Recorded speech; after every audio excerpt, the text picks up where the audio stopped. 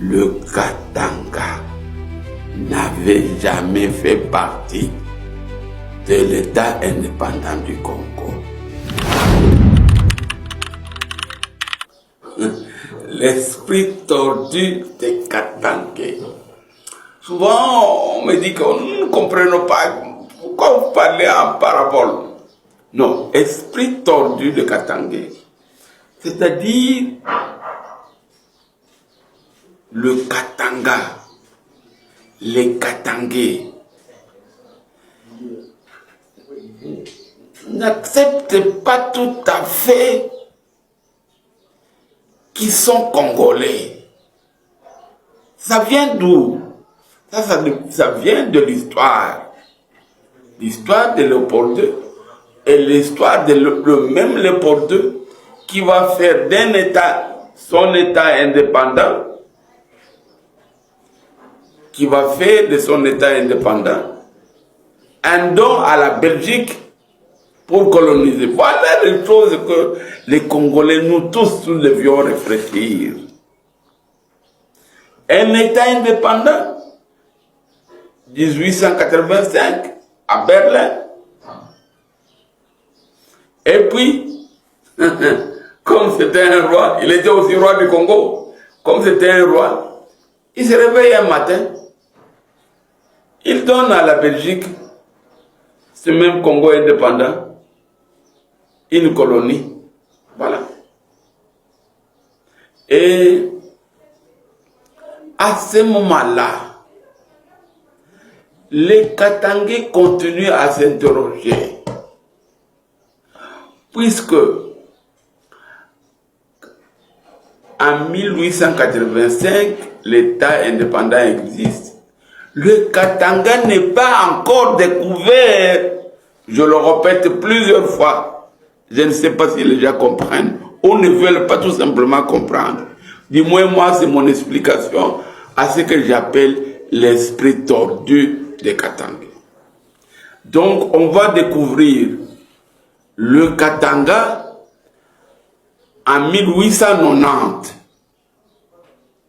pendant que le Congo existe déjà comme État indépendant. Avec qui? Avec d'autres Congolais là. Sans le Katangais, c'est simple à comprendre. Je n'invente rien. J'ai tous les documents pour ça. J'ai la tradition orale pour ça.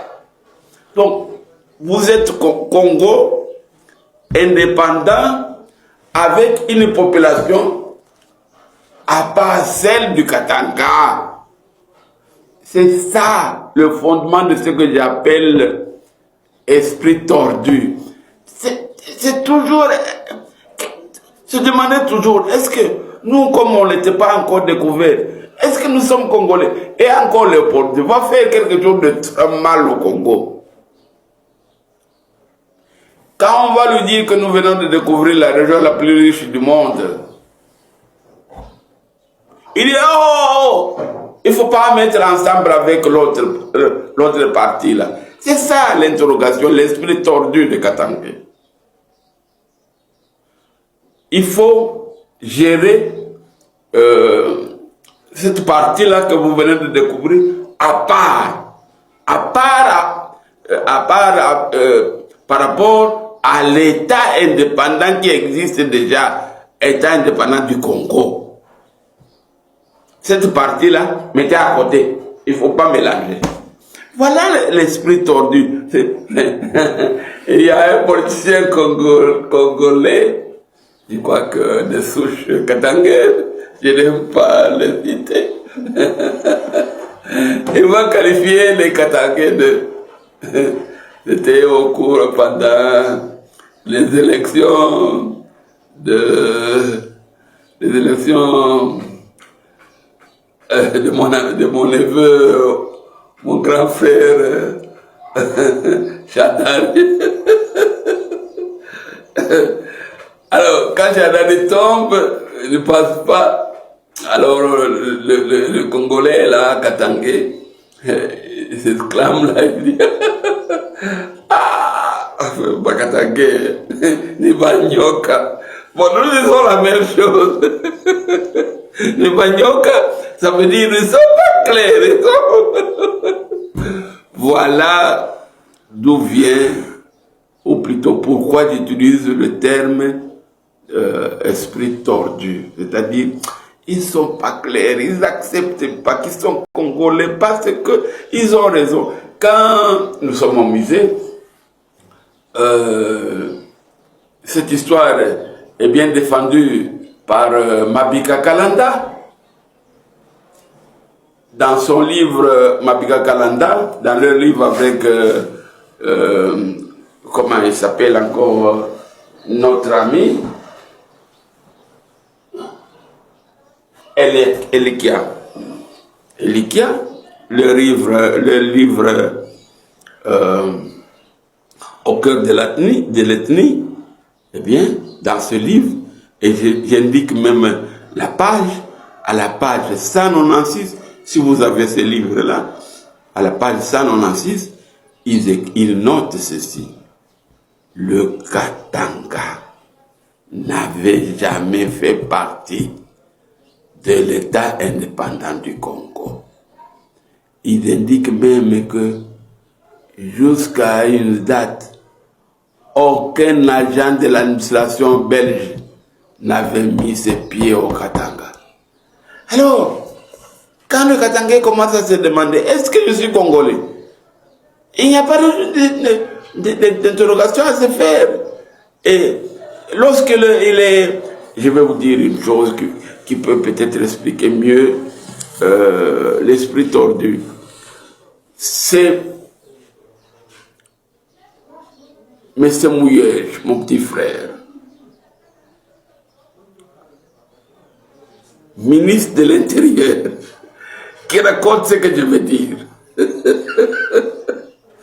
Qu'un militaire katangais, on va dire qu'on va le qualifier de fou, un militaire katangais, au salier au drapeau, le commandant ou trouver le général ou quoi, le commandant venait de faire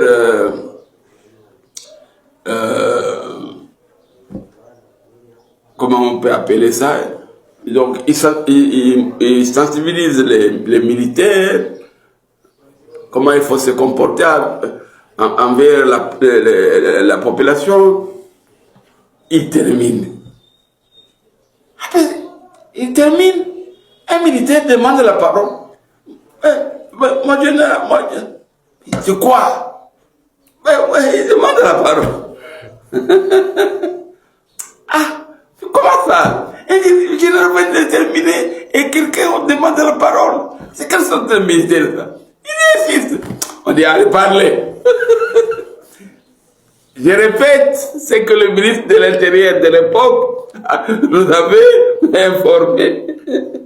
Ce militaire katangais là,